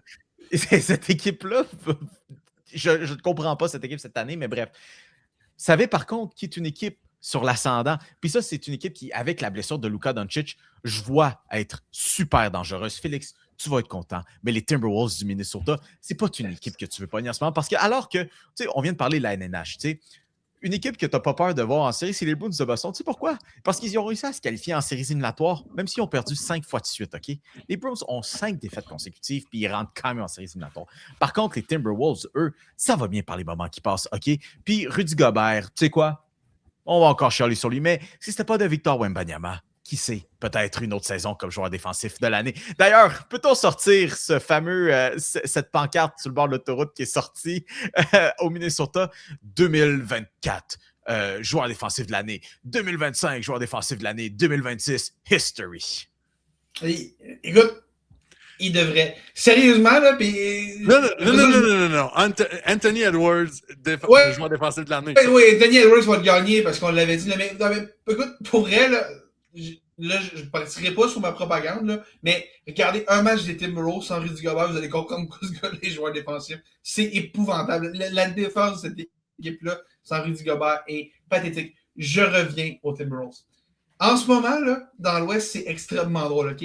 Parce que tout le monde essaye d'éviter les Timberwolves. C'est vraiment... Tout le monde essaye de les éviter le plus possible parce que cette équipe-là s'est ramassée au 6e rang, mais tout le monde le sait que c'est comme un drôle de 6e rang parce qu'il y a eu beaucoup de blessés. Ça a pris du temps avant que ça connecte. Tu sais, c'est le genre d'équipe... Il y a une couple d'années, le Thunder, c'était ça aussi. En fait, non, le Thunder, c'est qu'on était premier puis on avait perdu finalement. Je me mélange complètement le scénario. C'est le scénario inverse. Les Timberwolves qui arrivent comme au 6e rang, mais qui sont une équipe clairement, pas envie de dire plus redoutable que les Lakers, mais clairement plus redoutable que les Lakers. Fait que là, les Nuggets, en ce moment, ont un match pour assurer la 3e place ce soir. Il faut qu'on gagne pour assurer la 3e place et ça mènerait à un affrontement contre les Timberwolves. Sauf que les Nuggets ont décidé de reposer tout le monde. Il y a juste Jokic qui joue parce qu'on veut l'amener à 65 matchs pour les honneurs de fin de saison. Sinon, là, tout le reste de l'équipe ne joue pas contre les Spurs ce soir, qui eux aussi reposent pas mal tout le monde. Là. Ce soir, c'est la dernière soirée de la saison régulière. Après, tout le monde va décider de reposer ses partants, à moins d'avoir vraiment un enjeu extrêmement important. Fait que là, on se retrouve dans une situation où est-ce que les Nuggets vont reposer tout le monde contre les Spurs qui vont reposer tout le monde. Les Lakers vont reposer tout le monde, eux autres aussi, mais contre le Jazz, qui est tellement pas bon, mais qui ne reposera pas personne parce qu'on n'a pas avantage à reposer qui que ce soit. Fait que là, la question maintenant, c'est est-ce que les Nuggets vont perdre contre les Spurs et est-ce que les Lakers vont battre le Jazz même avec leur équipe C? Si oui, ce serait les Lakers qui vont être au 3e rang. Les Timberwolves affronter les Lakers. Je pense pas que je peux endurer une série complète de siffler des Lakers, mais bref, ça, c'est une autre histoire. Écoute, c'est vraiment drôle de voir tout le monde ne pas vouloir la 3e tête de série, parce qu'en plus de ça, après la 3e tête de série, tu te ramasses directement sur un chemin contre les Spurs, après ça contre le Thunder, puis après ça contre l'équipe qui sortirait de l'Est, disons les Celtics ou quoi que ce soit. Fait que, honnêtement, les Wolves, les Spurs, le Thunder, puis bonne chance. Bonne chance pour sortir de là. Jokic, ça va être bon, puis les Lakers, on en a parlé, le sans Doncic, ça va être compliqué, mais je comprends pourquoi tout le monde veut éviter ce chemin-là. Et je comprends très très bien pourquoi tout le monde veut l'éviter. Les Timberwolves au 6e rang, ce n'est pas un tirage facile. C'est pas un tirage facile, mais est-ce que je vais m'asseoir et t'entendre parler de dire que tout le monde a peur des Timberwolves? Sérieusement? Sérieusement? As-tu plus peur des Timberwolves ou des Rockets? As-tu plus peur des Timberwolves ou des Lakers? As-tu plus peur des Timberwolves ou des Nuggets? Pour moi, les Timberwolves, c'est la réponse à ces 3 questions-là. OK, non, si je suis les Nuggets, j'ai peur des Timberwolves. Mais de manière générale, j'aurais plus peur des Nuggets. Mais OK. Oui, OK. Dans les 3 équipes, OK, les Timberwolves, c'est l'équipe qui fait la plus peur, mais Denver a tu sais, oui, Denver, le pire match-up qui redoute, entre guillemets, c'est les Timberwolves, mais c'est par défaut. Nikola Jokic en a rien à battre, là. Tu sais. S'il n'en a rien à battre, il pourrait jouer toute l'équipe. Il pourrait s'assurer d'avoir la troisième tête de série. Mais je ne vais pas commencer à entendre cette propagande-là encore une fois. Les Nuggets ont 11 victoires de suite. Viens pas me faire croire qu'ils ont peur des Timberwolves en ce moment-là. Écoute, moi, ça me dérange pas, mais pourquoi personne joue aujourd'hui? Pourquoi personne joue aujourd'hui? OKC, les Spurs, Denver, puis... Non, je pense que je ne vais pas mettre les Lakers là-dedans. Aucune de ces équipes ont vraiment peur des Timberwolves en ce moment. Excuse-moi, les Lakers ont pas peur des Timberwolves? Non, j'allais mettre les Lakers, mais je me suis ravisé. Là, les gars, je vais juste vous rappeler une affaire aussi. Les Timberwolves ont été expressément construits pour battre les Nuggets. Puis, on n'a pas eu Anthony Edwards en santé pour une bonne partie de la saison. Puis là, il semble enfin aller un peu mieux. Les Timberwolves, au 6e tête de série, tu ne veux pas affronter cette équipe-là. C'est une équipe qui, on le rappelle, vient de faire 2 finales de conférence de suite. Là. Tout ce que j'ai à dire, c'est que peu importe qui les Lakers pognent, ils se font sortir en 4. Puis ça... Je suis en train de faire mon imitation des Spurs, de OKC puis des Nuggets en ce moment. Je ronfle. Les Nuggets se font sortir par les Timberwolves. Il n'y a rien qui m'atteint. Je crois que les Croquettes si les Nuggets tapent les Timberwolves, les Timberwolves sortent les Nuggets. En 6. Tout ce que j'ai à dire. Hey, moi, j'adore. Je suis comme Snorlax dans Pokémon. Je dors. Tu peux rien faire. Hey, parle-moi pas de Snorlax quand il bloque mon chemin, là. Quelque chose qui, d'ailleurs, je sais que l'ami de l'émission, Renaud Bourbonnais, peut relater aussi. C'en est un qui aime bien aussi jouer à Pokémon. Son cerveau de Pokémon est encore incroyable. Oui, oui, absolument. Je confirme d'ailleurs. On avait une conversation d'ailleurs là-dessus cette semaine ou la semaine passée, je ne sais plus. Il avait mis sur son Instagram genre sa team de Pokémon pour battre le jeu, puis j'ai répondu comme quoi il connaissait Pokéball. Donc voilà, c'est ce que j'avais à partager. Oh, pas là. Hey, les gars, on défile vite là, dans cette émission-là. Là. On a tellement de fun. Mais juste avant, vous autres à la maison, OK? Vous voulez rester un petit peu à l'affût de ce qu'on a proposé comme contenu, encore une fois, des faits saillants, tout ça, on est aussi sur Instagram, OK? Allez donc nous suivre, on a toujours du beau contenu pour vous autres. Les gars, pour ce qui est de ce qui s'en vient au baseball, OK? Vous savez quoi? C'est un clusterfuck de cette saison-là. Puis même aussi... Vous savez quoi? On va encore parler des Blue Jays. Parce que c'est drôle, hein? Mais t'as toujours cette petite blessure-là, hein, qui est un petit peu loufoque, qui vient un peu... Je suis pas prêt à dire le clou dans le cercueil. Mais on apprend cette semaine que George Springer s'est fracturé le gros orteil. Tu sais, c'est drôle, hein? Toujours cette petite blessure-là qui vient. Mio, je vais juste te dire une chose. Bienvenue en tant que supporter de baseball. Parce que ça, là, tu ris de la blessure qui semble un peu absurde là, quand tu y parles de même, mais ça, mon homme, là, le baseball, c'est rempli de ça. J'imagine aussi, hein, tu sais, quand, je veux dire... Mets-toi en position pour frapper. Souvent, le talon, il ne touche pas à terre. Hein, c'est que tu es sur tes orteils. Je comprends, mais man, on peut rien avoir. On peut rien avoir. Mais c'est sûr qu'on n'est pas encore rendu à Kendrys Morales qui se déconcrisse un genou en célébrant un grand chelem au marbre. On n'est pas encore rendu là, mais Mio, le baseball, c'est ça. C'est des blessures complètement stupides qui arrivent à des moments que tu t'y attends le moins. Ben oui, j'imagine. Puis Pop, dans tout ça, de la manière dont je dis, les Blue Jays, ça s'enligne pas. En tout cas, une saison de baseball, c'est très long. Hein?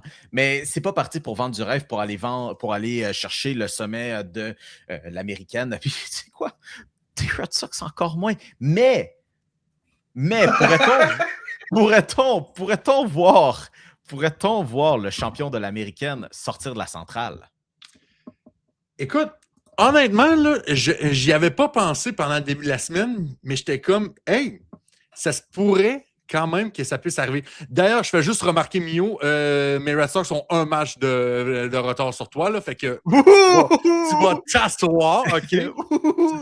Tu vas prendre ton cul et tu vas t'asseoir, s'il te plaît. Oui, pour le dernier rang de l'Est, soit dit en passant. By the way, Félix, regarde pas trop loin, on s'en vient, hein? Ben, c'est ça le peu, c'est que toutes les équipes de l'Est sont nulles, mais bon. Honnêtement, je pensais jamais dire ça en ce début de saison-là, mais la centrale de l'américaine est probablement la division la plus stable en ce moment qu'il puisse avoir dans le baseball majeur, au moins du moins dans cette ligue-là. Parce que je regarde l'Est en ce moment. Les Yankees qui ont l'air de vouloir jouer leur baseball de juin directement au début du mois d'avril. We love to see it. Tampa Bay, bon. Les Orioles, bof. Bref, toute l'Est au grand complet, tu regardes ça et t'es comme, il n'y a aucune vraie bonne équipe en ce moment. Depuis le début de la semaine, il n'y a aucune vraie bonne équipe. Puis si vous pensez que l'Ouest, c'est mieux que ça, il n'y a aucune chance. La meilleure équipe joue pour 500 en ce moment dans l'Ouest. Les Astros de Houston sont derniers dans la division avec les Mariners de Seattle, qui sont possiblement les deux équipes les meilleures sur papier pour aller gagner cette division-là. On est 6-9 les deux. Et là, je regarde du côté de la centrale, les Guardians de Cleveland, qui trouvent un moyen, out of nowhere, de rester compétents. Mène en fait, la meilleure équipe de la Ligue américaine pour commencer. Puis, la centrale n'a pas le plus gros plafond, mais en ce moment, semble avoir le meilleur plancher. Est-ce que je suis fou? Puis les Tigers sont pas bons. Puis les Tigers sont pas encore bons. C'est ça l'affaire. C'est si fou, man. C'est fou. Les White Sox sont nuls. Ça, c'est pas une surprise. Ça, OK. Ça, au moins, on aurait une certitude. Attends un peu. Les White Sox ont autant de victoires que les Red Sox. C'est un fait, ça, Jim. Moi, on m'a dit qu'il s'en venait il y a 2 secondes. Mais bref, je reviens au point sur les White Sox. Cette division-là, à part les White Sox, on avait un peu l'impression que même les Twins, c'était pas fou que les Twins surprennent un peu jusqu'à maintenant, en tout cas me surprennent. Tu sais, les 3 autres équipes, les Royals, les Tigers, les Royals, les Tigers, puis les... voyons, les Twins! Non, les Royals, les Tigers, les Twins, les White Sox sont pas bons. Qui manque? Les Guardians de Cleveland. Les gars, oui. Hey, wow, ça, c'était pas chic, ça. Non. Mesdames et messieurs, Félix vit encore en 2019 et appelle ça les Indians. Non, Bro, regardez le film avec Charlie Sheen. Mon gars, regardez Charlie Sheen au cinéma puis il pensait qu'il était encore là. Mon cerveau a disjoncté. J'avais littéralement perdu la 5e équipe de cette division-là. Les Guardians, les Tigers. Non, hey, n'ayez jamais Félix avec vous dans une soirée de quiz sportif. Le moins possible. Écoute, ces 3 équipes-là, on avait l'impression que ces 3 équipes qui pouvaient quand même aspirer à être aux séries. Puis, tu sais, ça reste 3 super bonnes équipes. Puis, on avait l'impression que les Tigers étaient les meilleurs de la gang. Mais tu sais, les Royals, les Guardians, c'est pas une immense surprise de les voir être bons. Ce qui est surprenant, c'est de voir l'hécatombe dans l'Est et dans l'Ouest. Tu sais, la centrale est la seule qui tient. Est-ce que ça va venir sur 162 matchs? Je sais pas. Mais c'est quand même des victoires que tu engranges en ce moment qui te donnent quand même déjà une petite longueur d'avance sur les autres équipes. Je suis curieux de voir la centrale parce que je pense que les Twins, ça va faire patate éventuellement, mais moi, si tu me dis qu'on a 3 équipes de cette division-là en série, j'achète. Je pense que vous savez à quel point j'étais pas très haut sur les Blue Jays de base cette saison. Les blessures jusqu'à maintenant ne changent pas du tout ce point de vue-là, même qu'elles semblent le confirmer plus qu'autre chose. Tu sais, moi, si tu me dis que les Tigers gagnent la division, que les Royals et les Guardians rentrent, ou que les Guardians et les Royals gagnent la division, peu importe, je m'en sacre, que les 3 équipes rentrent, je peux le voir. Je peux très bien acheter cette version-là, surtout avec ce bon début de saison-là. À date, ça me rassure de ces équipes-là. Puis je suis pas inquiet pour les Tigers, je pense que ça va se replacer. Mais non, c'est intéressant. La meilleure équipe, je sais pas, parce qu'on a quand même quelques... C'est pas comme si on avait juste comme 3 équipes de merde sur lesquelles on peut tapocher, comme c'est le cas dans les autres divisions, là, mais je peux acheter qu'il va en avoir 3. Mais premier, je sais pas, mais je pense qu'il va y avoir 3 équipes de centrale. OK, je fais juste ressortir le bracket de l'année passée dans l'américaine. Les Jays, les Mariners, les Yankees, les Tigers, les Guardians et les Red Sox. 7 équipes. Il y en a combien sur les 7 qui refont les séries cette saison? Les Yankees vont être là. Les Mariners vont être là. La centrale. Je sais pas.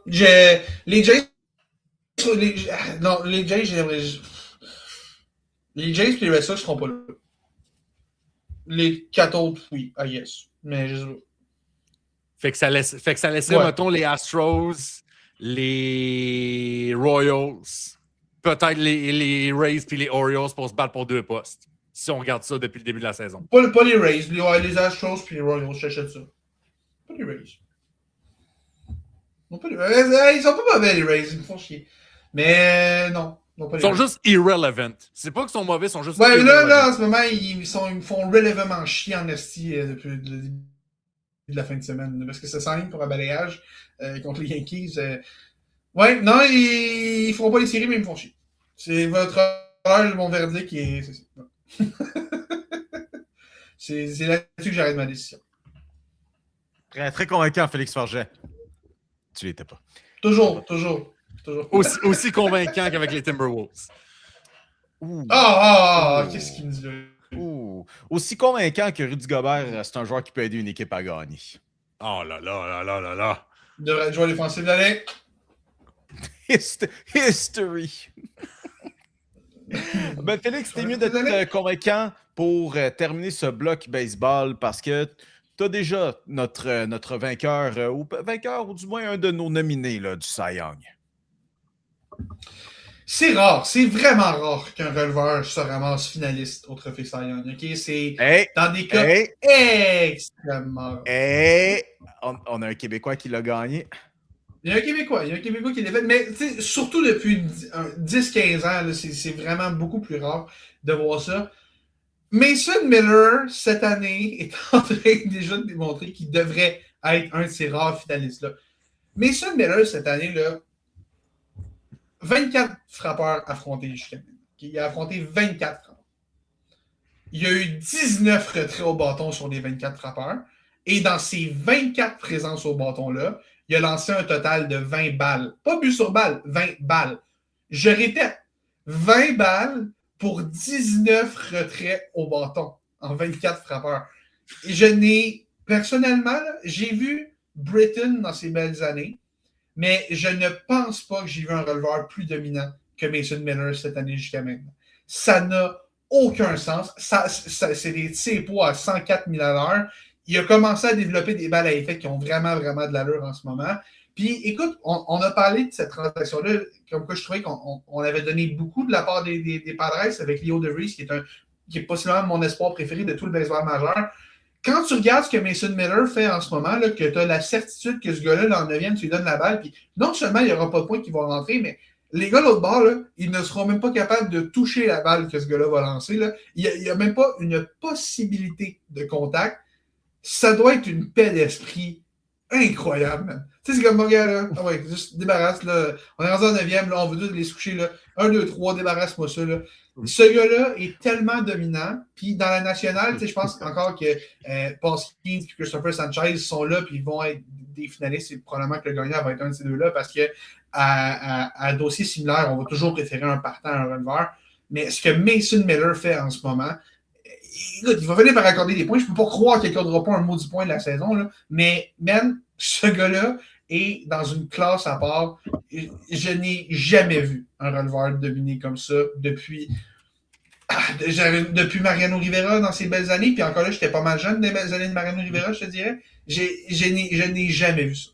Je n'ai jamais vu un releveur. Moi, je fais juste regarder puis je me dis, s'il y a 2 ans, Emmanuel Classé a juste réussi à finir 3e au Cy Young dans l'américaine. Il était finaliste. Ça prend un effort surhumain. Je dis pas que c'est pas surhumain ce qu'il est en train de faire, mais je pense que ça va prendre encore plus que ça. je pense, pour atteindre. Il va surtout falloir qu'il se mette pas à parier sur ses matchs, ça va aider, là, mais... Ouais, c'est ça. Ben, Emmanuel Classé était tellement dominant qu'il a fini 3e au Cy Young puis il pariait sur ses propres matchs. Il fallait qu'il se nerf quand même, hein? Ouais. Oui, effectivement. Mais moi, je fais juste dire que, tu sais, c'est bien beau Mason Miller, tu sais, il est bien bon, puis tout ça, il commence à développer. Moi, je dis que c'est Korn, moi, qui a... Je sais pas si vous avez vu la nouvelle entrée quand il rentre sur le terrain à San Diego, là, sur la chanson de Blind de Korn, là. Je pense que c'est le meilleur entrance d'un closer que j'ai vu de toute ma vie. Et Dieu sait que j'ai vu Koji Uehara rentrer sur Darude de Sandstorm de Darude. Ouais, mais ça, Darude Sandstorm... Oui, il y a encore Tu connais-tu les mimes, Félix, de Darude Sandstorm? Oui, ça... Hey, je suis pas si jeune que ça. Je sais que c'est une joke, mais j'ai pas 4 ans non plus. Non, mais je comprends, mais tu sais, je veux dire, j'essaie de me placer, mettons, j'avais quoi, comme 12-13 ans quand c'était un thing? Non, ça va, j'ai la référence.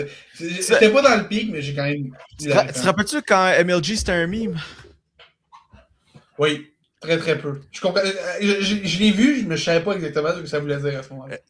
Est-ce que je suis en train de voir deux jeunes s'obstiner sur le fait de Darude alors que les deux jeunes en question étaient même pas nés quand la chanson est sortie? Félix, connais-tu les Rage Comics? Non. Tu ne connais pas Trollolol? Ah, ouais. Ouais. Tu connais pas Derp?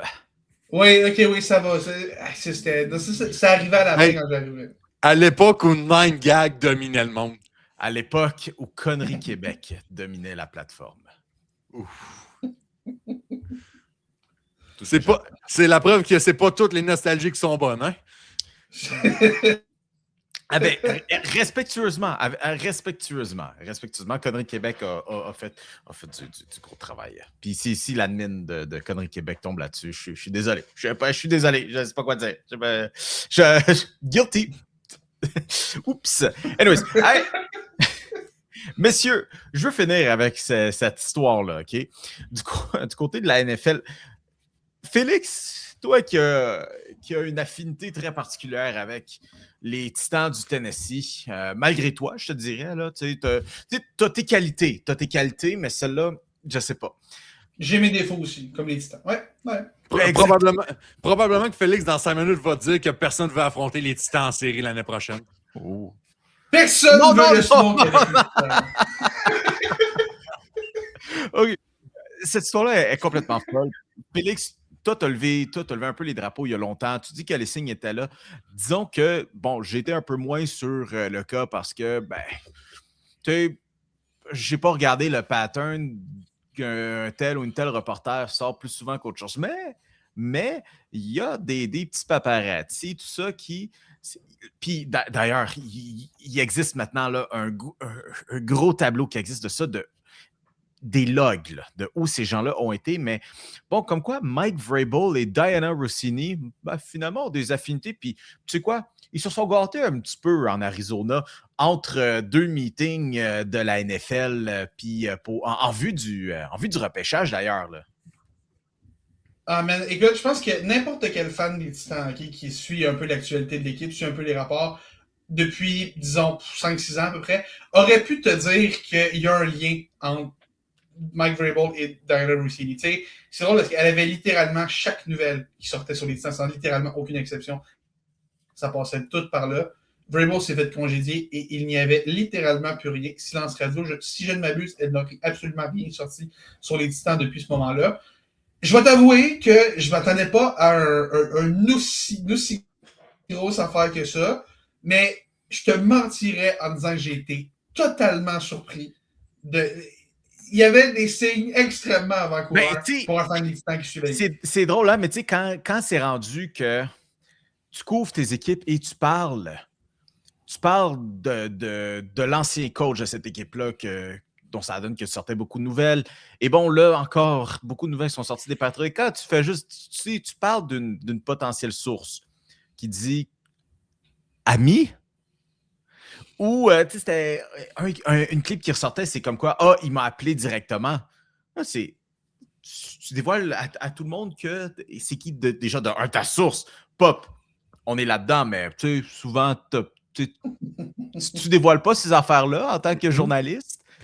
Mais là, de deux, c'est que... Ou du moins, tu le dis pas publiquement comme ça. Non. Puis là, après ça, tu vois tout ce qui sort, puis tu te dis, ben, attends un peu, mais c'était dans notre visage tout ce temps-là. Non, je te dis, je savais qu'il y avait quelque chose qui venait là. Puis, écoute, on sait pas tout ce qui s'est passé de cette histoire-là, même si là, sur le coup, The Athletic a tout nié. Et là, depuis ce temps-là, on nie un peu moins. Là, on l'a suspendu. J'ai été surpris de voir The Athletic aussi subitement là, prendre le dos de la journaliste. Là. Exact. Puis, on l'a depuis ce temps-là, on a arrivé. Puis, écoute, on verra ce que ça va donner. D'ailleurs, Mike Vrabel, qui était supposé parler aux médias demain, il avait fait l'an dernier le point de presse d'avant-repêchage des Patriotes. Ça a été cancellé. Ne sera pas de ce point de presse-là. Comment ça? Comment pas exactement ça? Étonnant. Pas exactement étonnant. Il doit avoir un petit peu trop de job à faire ces temps-ci. Mais écoute, effectivement, c'est toute une histoire. On n'en sait pas assez en ce moment, fait que je vais garder certaines réserves, mais tout ce que je veux dire, c'est qu'il y avait depuis longtemps des soupçons qu'il y ait ces deux personnes-là, de relations professionnelles, du moins, chez les Titans, les fans des Titans qui voyaient clairement une relation professionnelle entre les deux. Et qui, bon, ben, c'est pas une immense surprise de voir de telles images sortir. C'est tout ce que je veux. La dernière chose que je vais dire là-dessus, c'est imaginez les journalistes et les dirigeants du New York Post qui ont eu cette information-là, qui ont écrit ce texte-là et qui voient que ça touche The Athletic, qui est une propriété du New York Times. Excuse. Imaginez comment ils devaient se lécher les doigts en apprenant cette histoire-là. Puis, avez-vous vu que les images ont été données à TMZ en premier et TMZ n'a pas reconnu c'était Diana Rossini, on n'avait pas reconnu, fait qu'on ne voulait rien savoir de ces images-là. C'est comme ça que ça s'est ramassé au New York Post. Puis, tu penses qu'aujourd'hui, TMZ, qui n'est pas exactement reconnu pour ses hauts standards en termes de moralité et tout, là, penses-tu qu'aujourd'hui, on n'est pas en train de regretter un petit peu tout ça? Peut-être. Ouais. C'est tout ce qu'il a à dire. Mais vous savez quoi, messieurs? C'est tout ce qu'on avait à dire, nous autres, ici, pour la dernière heure et demie. Parce qu'on est rendu à la fin de l'émission. Puis félicitations, d'ailleurs, pour vous être rendus jusqu'à la fin. Si ce n'est pas déjà fait. Notre page Facebook, où on est là, pas loin de 1500, que ça approche. Vous êtes beaucoup à être là. On vous en remercie. Surtout pour votre participation, pour tout ce qui est Perron d'Église. À chaque fois, c'est toujours des belles réponses. On aime vous lire. On aime voir à quel point aussi, ben, c'est nuancé. Puis, vous savez quoi? Pas besoin de faire la guerre. On voit parfois que vous vous envoyez promener dans les commentaires. C'est pas nécessaire, OK? C'est juste du sport. C'est pas sérieux. Regardez-nous en ce moment, là, ça fait 1h30 qu'on parle de sport, tu sais. Mais allez donc vous abonner à notre page Facebook, c'est pas déjà fait. Quand même, à surveiller cette semaine, ce qui est drôle, c'est que le Canadien est un peu comme le sort de la dernière équipe qui va rentrer dans les séries en ses mains, puisque le Canadien il va jouer contre les Islanders et il va jouer contre les Flyers pour terminer la saison. Après avoir joué contre les Blue Jackets hier. Ouais. C'est drôle, hein? Finalement, le Canadien qui est dans cette position-là, qui l'eût cru, hein, d'être si convaincamment, on se dit, c'est pas des must-win à chaque fois. On va avoir d'ailleurs une confirmation cette semaine que ce serait contre le Lightning de Tampa Bay, cette première ronde. Souhaitons prompt rétablissement à Noah Dobson. Souhaitons le revoir plus tôt que tard. Capable de jouer, mais bon, c'est ça. Qui sait si on va le voir? Moi, j'ai juste une chose. Si Noah Dobson veut jouer en série, là, qui appelle Jeff Petrie pour lui demander comment il a fait pour arriver avec les yeux pleins de sang. Parce que Petrie, c'est une blessure au doigt aussi. Puis c'est un peu ça pour Noah Dobson. Là. Imagine à quel point ce serait cool. Là.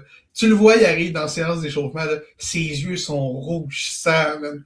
Hey, la première fois avec Petrie, c'était fou. Puis là tu sais, à Montréal, c'est bon, on a déjà vécu ça. Là. Des fois, en série, là, des fois, on a un défenseur droitier qui est possédé par le démon. C'est correct, pose pas de questions, ça vient avec Est-ce que Noah Dobson peut avoir genre un espèce de gant custom pour avoir genre des doigts de tortue ninja comme avec. L'affaire, c'est que c'est le pouce. C'est ça qui est. En tout cas, de ce qu'on a vu sur les images, c'est que c'est le pouce. Si ça avait été le petit doigt ou quelque chose, ça aurait probablement été plus facile à gérer, mais on sent que le pouce, c'est comme un peu le plus important de la gang. Là. Puis, si son pouce est magané, tirer, c'est pas facile, jouer. faire des manœuvres, jouer défensif, c'est pas facile. Surtout qu'il faut rappeler que Dobson, c'est le gars qui mène la ligue pour les tirs bloqués cette année. Tirs bloqués et en plus défenseur. Là, il est rendu à combien de points d'ailleurs, Noah Dobson? Plus que Emil Heinemann, je suis pas mal sûr. Mais je veux dire, il approche la cinquantaine. Il ne se rendra pas à 50 parce que. Ben là, effectivement. Sa saison régulière est terminée. Là, mais... La stat que j'ai vue genre 15 fois partout, comme quoi c'est le défenseur avec le plus grand nombre de tirs. 47. 12 buts, 47 points en 80 matchs. Mais merci, Félix. C'est très solide pour un gars qui joue en deuxième vague d'avantage numérique. Là. Merci, Félix. C'était super intéressant ce que tu nous dis là. Donc, allons suivre ça. Les Canadiens qui commenceront leur série éliminatoire, on va avoir l'occasion de parler du match numéro 1 au prochain épisode de la Triple Menace.